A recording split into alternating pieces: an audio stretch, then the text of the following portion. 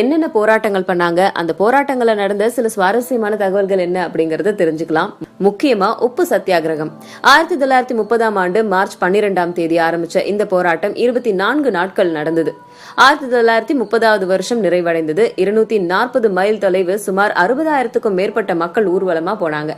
அப்ப நடந்த சில சுவாரஸ்யமான விஷயங்களை பத்தி தான் இப்ப நாம பார்க்க போறோம். இந்தியர்களை பொறுத்த வரைக்கும் அப்ப அவங்களுக்கு கிடைச்சது ஒரே சோடியம் குளோரைடு உப்பு தான். பணக்காரர்கள்ல இருந்து ஏழைகள் வரைக்கும் அன்றாட உணவுல உப்பு ரொம்ப அவசியமா இருந்தது.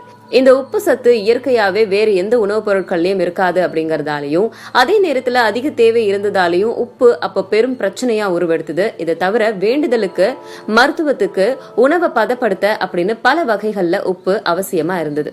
மக்கள் கிட்ட தேவை இருக்கு அப்படிங்கறத தெரிஞ்சுக்கிட்டு ஆங்கிலேய அரசாங்கம் உப்புக்கு வரி விதிச்சுது.